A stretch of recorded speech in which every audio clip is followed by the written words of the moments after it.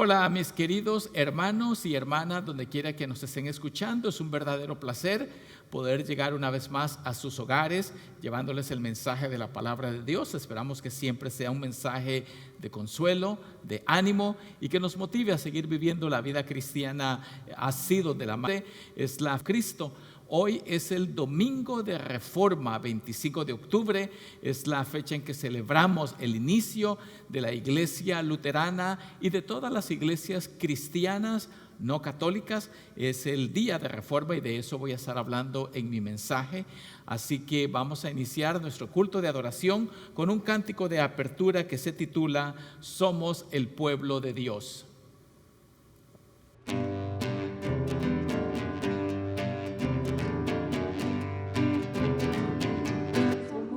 Pueblo de Dios, somos un pueblo especial, llamados para anunciar las virtudes de aquel que nos llamó a su luz. Somos el pueblo de Dios, su sangre nos redimió. Su Espíritu Dios para darnos poder y ser testigos de Él, y llevaremos su gloria a cada pueblo y nación, trayéndoles esperanza y nuevas de salvación.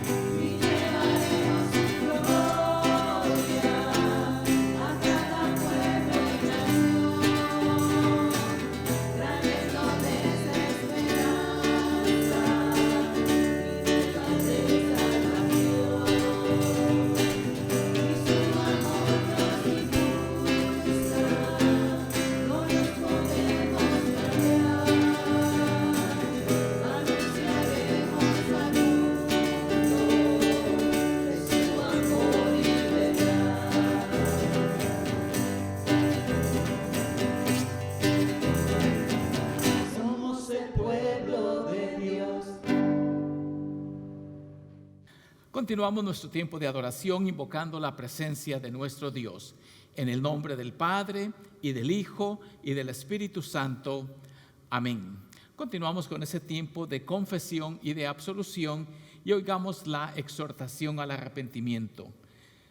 Pueblo de Dios, hoy celebramos el Domingo de Reforma, 503 años después de que Martín Lutero clavó sus 95 tesis en la puerta de la Catedral de Wittenberg, Alemania, en las que buscaba rescatar el Evangelio de la gracia de Dios y la fe como único medio para el perdón de los pecados. Reconociendo que somos incapaces de salvarnos a nosotros mismos y que solo el perdón de Dios puede quitarnos la culpa de nuestro pecado, les invito a que juntos hagamos pública confesión de nuestros pecados con esta oración que aparece acá. Digamos juntos: Padre Santo, a causa de nuestro pecado nos vemos rodeados de violencia y maldad que amenazan nuestra integridad. Líbranos de ser víctimas de dicha maldad y de ser nosotros causantes de violencia. Padre, a causa de nuestro pecado, vivimos en aflicción y vemos pleitos y contiendas a nuestro alrededor. Guárdanos de ser nosotros los que promueven discordia y disensión. Tú no nos has dado un espíritu de cobardía, sino de poder, de amor y de dominio propio. Pero hemos callado cuando debemos hablar y hemos hablado cuando debemos callar. Y aunque sabemos que tu Hijo Jesús fue obediente hasta la muerte y muerte de cruz para salvarnos por medio de la fe, hemos preferido seguir nuestro terco corazón y muchas veces ser piedra de tropiezo para otros. Por todo ello y por mucho más, confieso que soy un pobre pecador. Por mi culpa, por mi gran culpa. Señor, ten piedad de mí, pobre pecador. Oigamos las palabras de absolución que Dios nos quiere dar a nosotros. Hermanos y hermanas, Jesús, el Hijo de Dios, por medio de su muerte y resurrección, anuló la muerte y sacó a la luz la vida y la inmortalidad por medio del Evangelio, y es poderoso para preservarnos hasta el día final en la fe y sin mancha. Al morir injustamente en la cruz, Él tomó nuestro lugar y pagó por todas nuestras culpas y nos concede perdón y vida eterna. Con gozo y con seguridad les anuncio el perdón completo de todos sus pecados en el nombre del Padre y del Hijo y del Espíritu Santo. Amén. Vamos a continuación a escuchar las lecturas bíblicas para este Domingo de Reforma. La lectura de la epístola la encontramos en Romanos capítulo 3, versículos del 19 al 28. Pero sabemos que todo lo que la ley dice, lo dice a los que están bajo la ley, para que toda boca se cierre y todo el mundo quede bajo el juicio de Dios.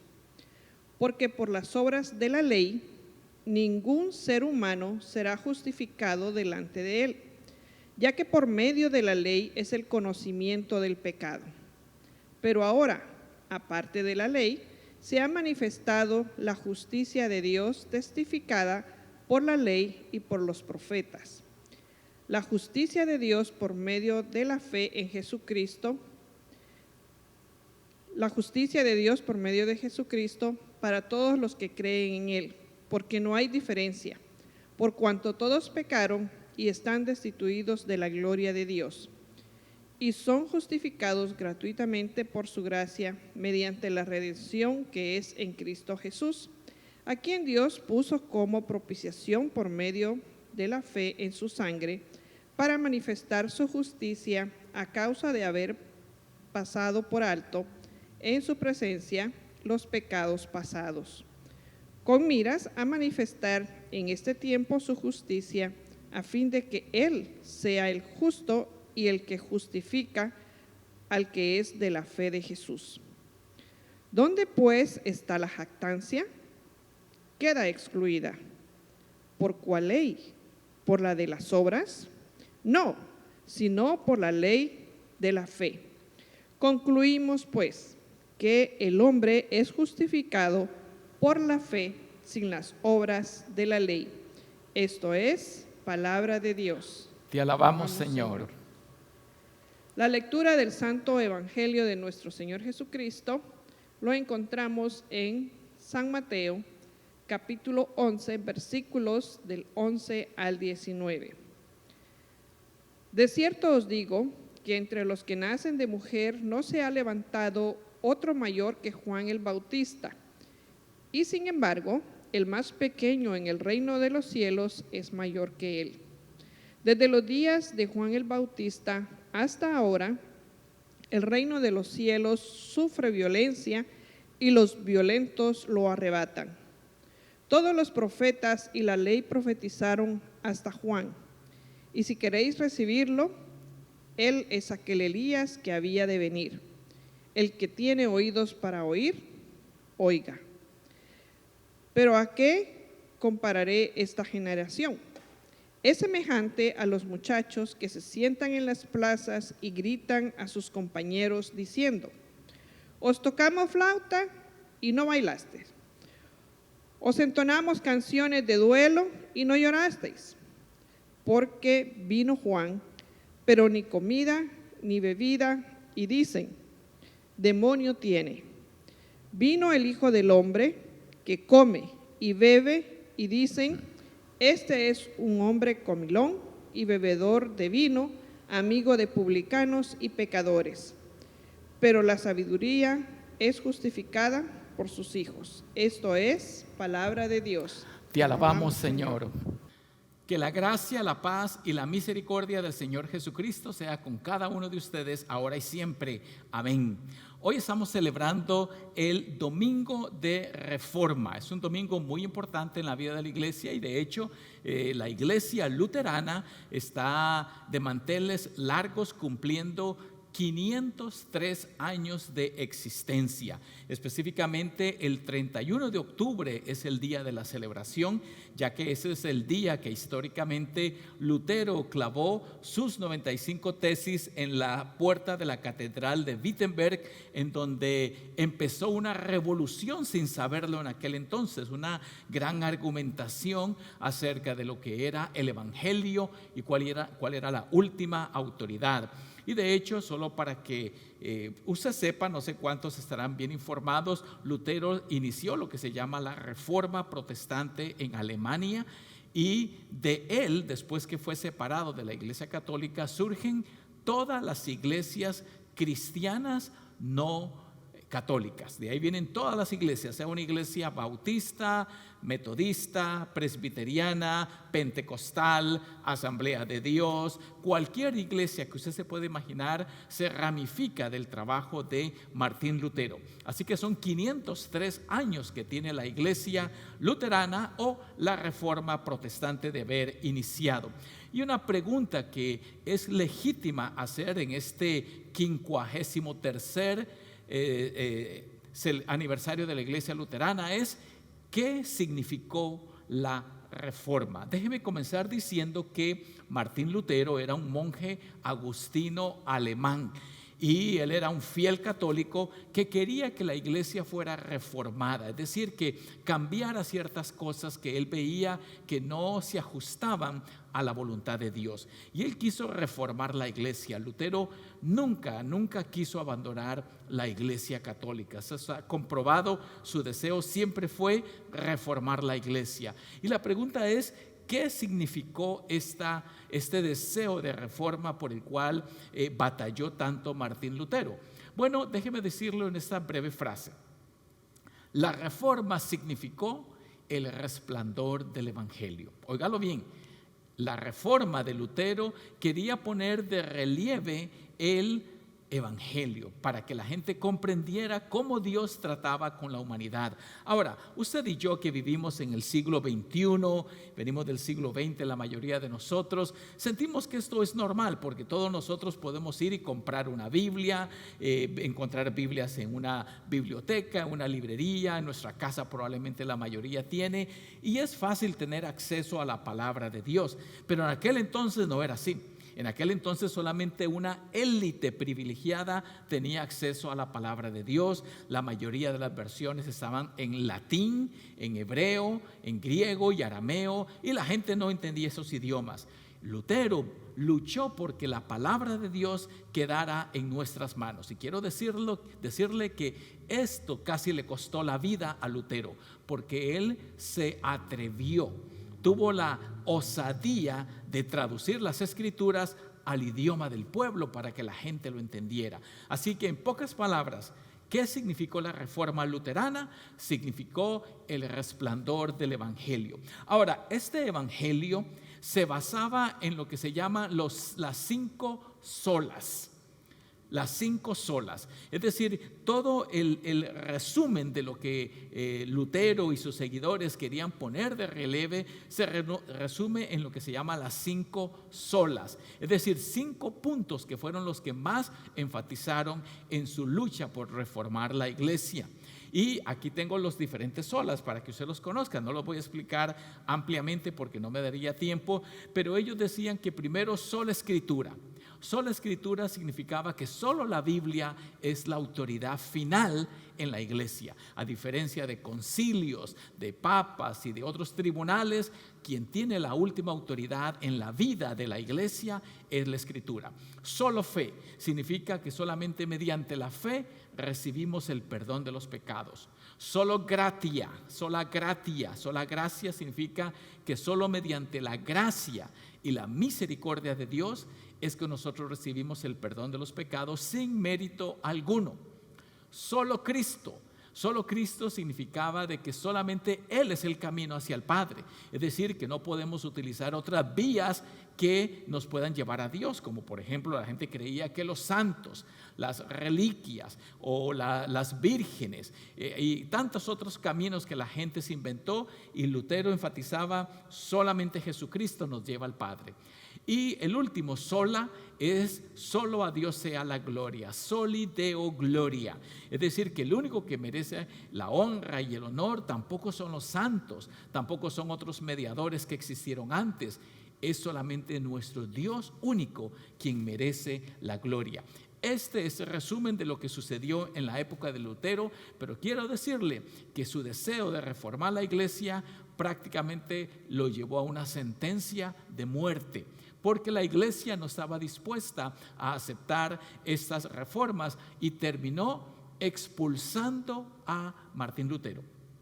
Quiero enfatizar este punto porque es notable señalar que Lutero no se apartó y no quiso formar una iglesia. Su deseo era reformar la iglesia que existía en ese entonces, pero no fue aceptada por la cúpula y terminó siendo echado, terminó siendo excomulgado de la iglesia. Así que en este domingo de reforma yo quiero enfatizar, basándonos en el Evangelio de San Mateo, de que el Evangelio enfrenta oposición.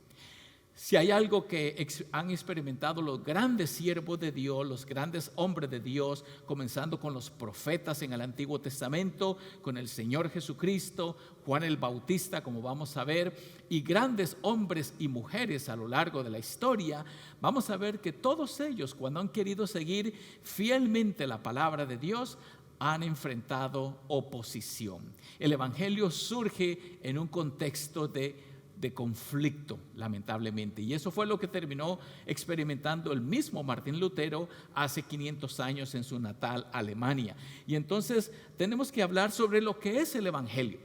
¿Qué es el Evangelio? ¿Qué significa la palabra evangelio? Si usted lee las escrituras, los evangelios especialmente, y las epístolas del Nuevo Testamento, va a encontrar que la palabra evangelio aparece constantemente. De hecho, la apertura del Evangelio de Marcos, que es el primero de los 4 evangelios, es el primero que se escribió, aunque aparece de segundo en nuestras Biblias, comienza diciendo el encabezado, principio del Evangelio del Señor Jesucristo. Principio del Evangelio. ¿Qué significa la palabra evangelio? Bueno, para ponerlo en resumidas palabras, significa buenas noticias. De hecho, la palabra ev es una E y una B pequeña, normalmente debería ser una especie de U, significa bueno, como cuando uno dice una eulogía, la primera frase EU significa algo bueno. Una eulogía es decir buenas palabras acerca de alguien, especialmente en un funeral. Pero evangelio significa buena noticia. Eu significa bueno. Angelo, si usted lo oye, nos suena como ángel. Y la palabra angelo, ángel, significa anunciar. Y entonces es un buen anuncio, una buena noticia que uno proclama. Eso es el Evangelio, porque Jesucristo nos trajo un nuevo mensaje que viene a rescatarnos de nuestros pecados en contraste con la ley. La ley que nosotros conocemos, ya sea los 10 mandamientos u otros muchos mandamientos que hay en la Biblia, son cargas pesadas en la vida de la persona, porque la ley no me puede acercar a Dios. La ley me señala y me acusa, y entonces el pueblo de Israel y todos los que han querido seguir esa ley sienten una pesada carga de tratar de ver si han podido cumplir con los mandamientos de Dios. El Evangelio nos quita y nos libera de esa carga y nos dice que Jesucristo ha cumplido la ley por nosotros. Entonces, buena noticia de parte de Jesucristo. Ahora, usted debe saber otro detalle que quiero subrayar en este momento. Y es el hecho de que en la época de Jesús, en la época de San Pablo, en la época del Nuevo Testamento, el emperador romano, con todo su esfuerzo de construir caminos por muchos lugares, es muy conocido el proyecto de caminos de los emperadores romanos que se llama la Pax Romana, lo anunciaba como un evangelio, una buena noticia, y entonces se le daba gloria al emperador por las buenas noticias de traer nuevos caminos y nuevas construcciones. Y de repente aparece diciendo Jesucristo: aquellos no son las buenas noticias, el evangelio es este mensaje de perdón que yo proclamo. Y esto llegó a ser un gran conflicto entre los que proclamaban la Pax Romana, las buenas noticias de los caminos nuevos del Imperio Romano, y la paz de Jesucristo, que fue única.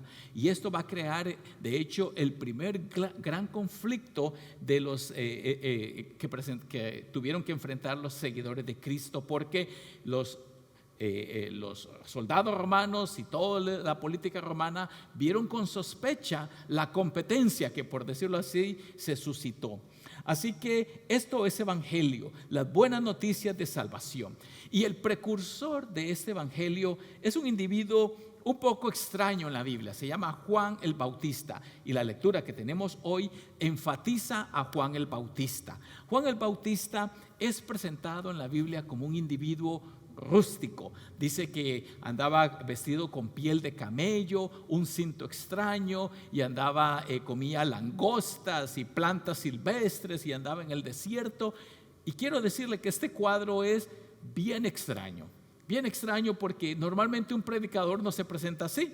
Mire cómo ando yo hoy, vestido normalmente con mi cuello clerical, mi vestimenta clerical. Si fuera el domingo me pongo las vestimentas largas, ando con un saco, a veces una corbata, y hoy ando, para los que se preguntarán qué tiene el pastor Borges acá, ando mi sticker que dice yo voté, I voted. Yo voté. Es época política y es importante cumplir como ciudadano, y como pastor le quiero exhortar que si usted es elegible para votar, cumpla con su deber civil. Pero yo me presento de esta manera, y de repente aparece Juan el Bautista como un predicador, si usted me permite, psicodélico, un predicador extraño, un predicador que no se alinea con la cultura. Y entonces dice que Juan el Bautista fue el precursor de Jesucristo, el que empezó a anunciar que viene tras mí uno cuyo calzado yo no soy digno de desatar, él os bautizará con agua y con espíritu. Pues bien, el Evangelio dice aquí que de cierto os digo que entre los que nacen de mujer no se ha levantado otro mayor que Juan el Bautista. Note qué interesante, no hay otro mayor. Hubo grandes profetas. Usted puede pensar en el gran siervo de Dios como Moisés, que fue el formador de la nación israelita. Piense en el padre de la nación hebrea, que fue Abraham.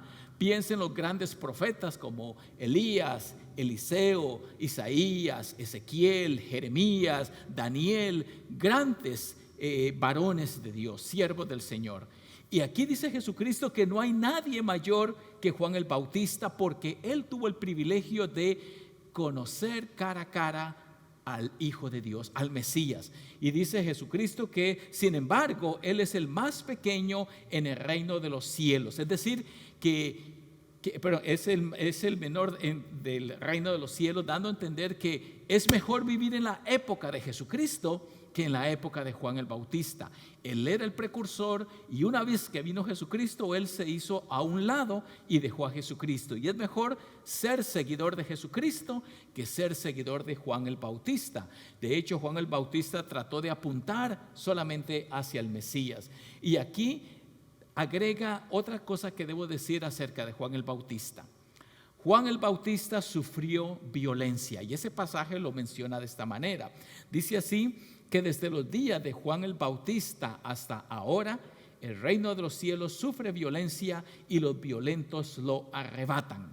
¿Qué quiere decir esa frase tan misteriosa? El reino de los cielos sufre violencia. Pues Juan el Bautista, por su proclamación, por su denuedo, por su valentía, por su profundo arraigo en las escrituras de Dios, terminó siendo encarcelado. Sufrió violencia, y usted conoce la historia bíblica, que no solamente fue encarcelado, sino que al final fue decapitado. Fue decapitado, y así terminó un hombre joven su historia de ministerio, de ser el precursor del evangelio. Y entonces dice aquí que el reino de los cielos que él proclamaba y que Jesús proclamaba sufre violencia, y los violentos lo arrebatan. Y al final dice de que a pesar de ello, este es el Elías que la Biblia había anunciado en Malaquías. ¿Por qué es importante esto? Porque en el pueblo de Israel los profetas decían que en los últimos tiempos, previo a la venida de Jesucristo, él iba a enviar a un profeta antiguo que de hecho inicia toda la línea profética. El profeta Elías de la época de Jesús, haría como unos 800 años atrás que había vivido Elías y Eliseo. Pero entonces ese anuncio que Elías vendría, dice que es el mismo Juan el Bautista. Así que Juan el Bautista inicia la era que llamamos los últimos tiempos, la era escatológica, la última era, que es la venida del Señor Jesucristo. Así que el reino de Dios sufre violencia, y por eso decíamos que hay oposición al evangelio. El mismo Juan el Bautista terminó siendo encarcelado y decapitado, y la historia bíblica dice que Jesucristo, que también anunciaba el evangelio, terminó siendo crucificado. Pero vayamos a conocer un poco acerca del segundo personaje de esta lectura. Dice Jesucristo: pero ¿a qué compararé esta generación? Es semejante a los muchachos que se sientan en las plazas y gritan a sus compañeros diciendo: os tocamos flauta y no bailasteis, os entonamos canciones de duelo y no llorasteis. Jesucristo, cuando trata con las multitudes, lo compara, dice, a esos jóvenes en las plazas que invitan a la gente a bailar, a cantar, que era algo muy típico en aquel entonces. De hecho, cuando había una fiesta, si había una boda, entonces había un grupo de jóvenes que se dedicaban a eso, que llegaban, por decirlo así, a amenizar la fiesta. Y si había un funeral, igualmente llevaban lamentos para poder endechar al que había muerto. ¿Y qué sucede? Dice aquí que esos muchachos, aunque invitaban a la gente a participar, ya sea del baile o del duelo, nadie quería ponerse de acuerdo qué quería. Y las multitudes, en un sentido, son así, porque dice Jesucristo que vino Juan el Bautista predicando el evangelio, ¿y qué le pasa? Termina siendo ajusticiado. Viene el Señor Jesucristo, ¿y qué le pasa? Termina siendo crucificado. Por tanto, podemos ver que Jesucristo sufre también la violencia que las multitudes lanzan contra él. ¿Y por qué sucede esto? Porque Jesucristo simplemente predica la palabra del Señor. Es un evangelio extraño. En esta porción vemos que dice que los muchachos la generación es comparada con esta generación que no quiere bailar y no quiere endechar, no quiere estar de fiesta, no quiere estar de duelo, porque Juan el Bautista, que vino predicando, termina siendo decapitado. Y ahora viene Jesucristo, y mire cómo él lo resume acá. Dice que de Juan el Bautista, que era un hombre muy austero, porque andaba, como decíamos, en el desierto y vestido de forma extraña, la gente dijo: tiene demonio. Y luego viene Jesucristo, que él come y bebe, ¿y qué dice la gente de él? Este es un hombre comilón y bebedor de vino. Bebedor y comilón. Noten lo que la gente pensaba de Jesucristo. Si usted lee los evangelios, se dará cuenta que Jesucristo entra a las casas donde hay fiesta o perdona los pecados, y entonces la gente lo invita a una fiesta especial, y en la fiesta había buena comida y había buen vino y había una reacción ambigua a la presencia de Jesucristo. Muchos piensan que Jesucristo no tomaba vino, pero aquí vemos claramente que a él lo conocían como alguien que entraba a la fiesta y que le decían comilón y bebedor de vino. Y no existía tal cosa como hoy pensamos, un vino no fermentado. Todo vino era fermentado en aquel entonces, si no, no hubiera llevado dicho nombre. Pero el punto central que vemos aquí es que las multitudes no quieren seguir a Juan el Bautista y no quieren seguir a Jesucristo, y simplemente hay una respuesta ambivalente, una respuesta ambivalente.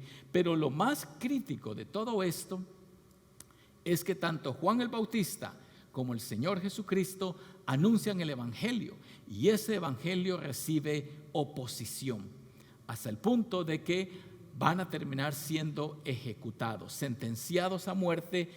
Pero ese es parte del misterio que a veces uno no logra entender de cómo Dios trabaja, porque a través de la muerte de Jesucristo, ¿qué pasa? Dios nos concede el perdón de los pecados. En los planes magistrales de nuestro Dios, de alguna forma tenía programado que a través de la muerte de Jesucristo nosotros recibiríamos el perdón de los pecados. El Evangelio implica de alguna forma violencia contra el Hijo de Dios, violencia contra Juan el Bautista, violencia contra otros grandes servidores de Dios que han proclamado su palabra. Pero al fin y al cabo, Dios en sus proyectos magníficos tiene un plan de salvación, y por medio de la muerte de nuestro Señor Jesucristo hoy nos ofrece el perdón y la vida eterna. Y esto nos enseña de que Dios no hierra. Dios tiene todo programado, y nosotros hoy de una forma confiada y por medio de la fe podemos aferrarnos a esta palabra del Evangelio. El Evangelio enfrenta toda clase de oposición, pero al final resplandecerá como una joya, porque es el mensaje mismo que Dios nos ha transmitido a través de sus voceros. Y ahora que la paz de Dios, que sobrepasa todo entendimiento, guarde sus corazones y mentes en Cristo Jesús, Señor nuestro. Amén. Continuamos ese tiempo de adoración con el himno Maravillosa Gracia, que subraya sola gratia, solo la gracia que Dios tiene para darnos el perdón de los pecados.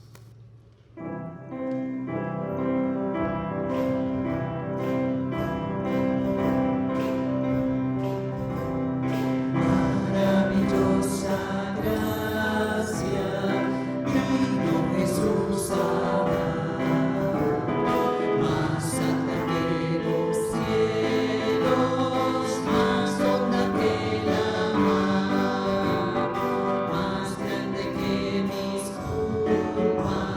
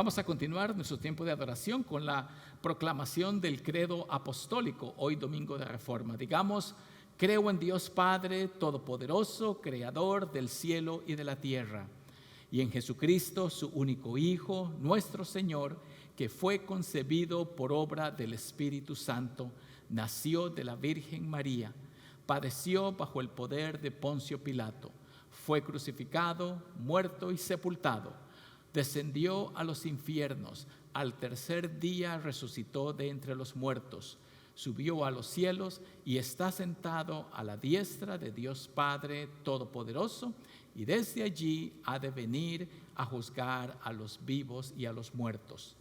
Creo en el Espíritu Santo, la Santa Iglesia Cristiana, la comunión de los santos, el perdón de los pecados, la resurrección de la carne y la vida perdurable. Amén.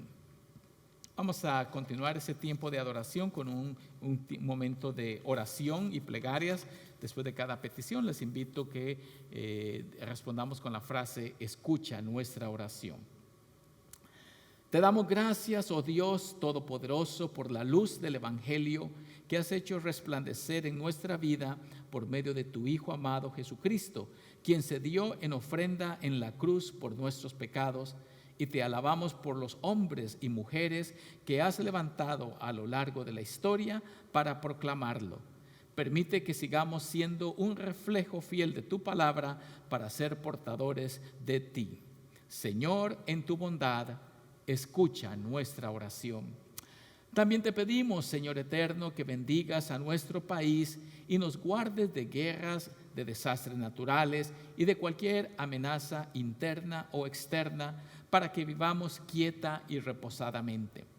Bendice de forma especial las elecciones presidenciales y todo el proceso electoral para que proceda de forma íntegra y sin disturbios. Señor, en tu bondad, escucha nuestra oración. Dios de gloria, revela tu majestad a las naciones, aún en los rincones más remotos del planeta. Usa a tu pueblo, la iglesia cristiana, esparcida alrededor del mundo, para que dé testimonio de tu amor y deseo de que todos vengan a la salvación en Cristo. Permite que tanto donde hay libertad y democracia, como donde hay persecución y autoritarismo, tu pueblo pueda ser fiel en proclamar tu evangelio. Señor, en tu bondad, escucha nuestra oración. Te pedimos que nos protejas de la amenaza del coronavirus para que cese la pandemia, y usa a la ciencia y a la medicina para que puedan encontrar una cura. Líbranos de cualquier otra amenaza de salud, y oramos por todos los que sufren de una o de otra manera, especialmente a los que se encuentran hospitalizados o en centros de salud, a los que sufren de enfermedades crónicas, a los que se preparan o se recuperan de alguna operación, a los que sufren problemas mentales o espirituales, y a todos los que claman a ti en el tiempo de su necesidad, a quienes ponemos delante de ti en este momento de silencio.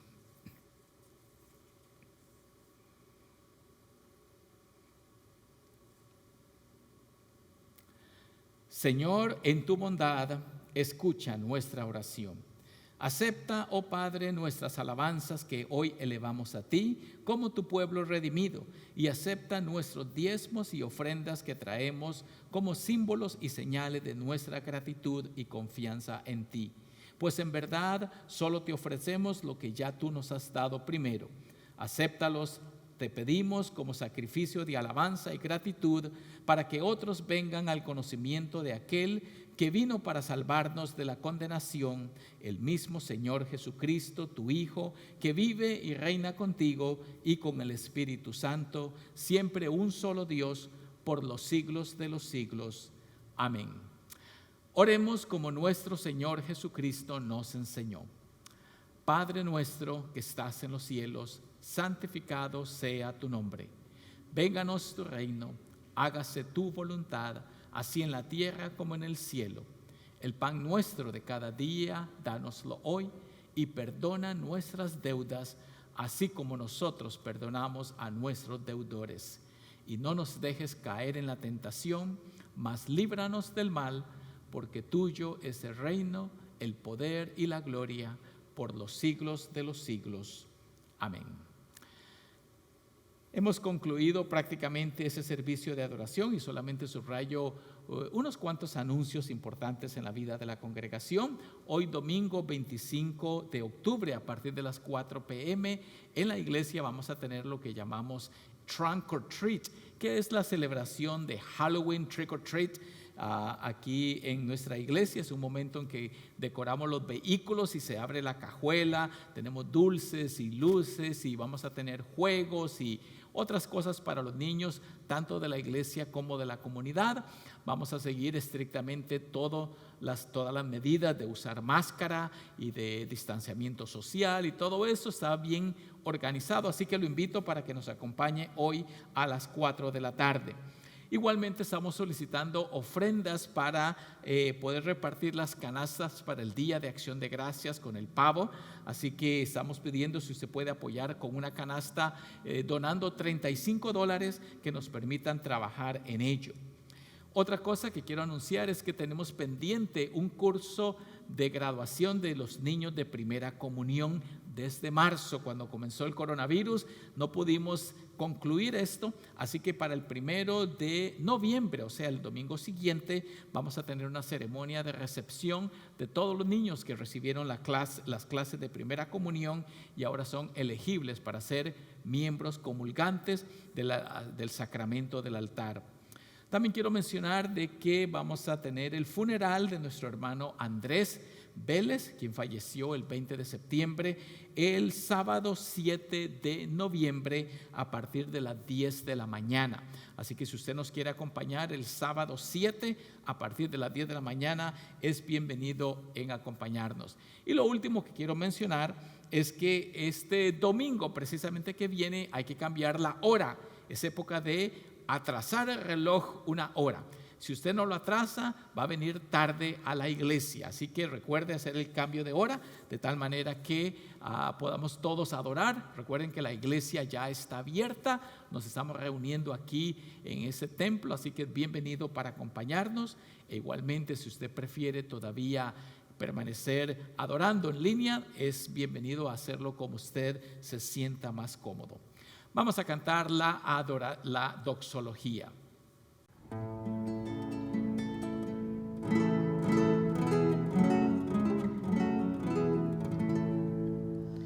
A Dios el Padre celestial, al Hijo nuestro Redentor y al eternal Consolador, unidos todos alabad.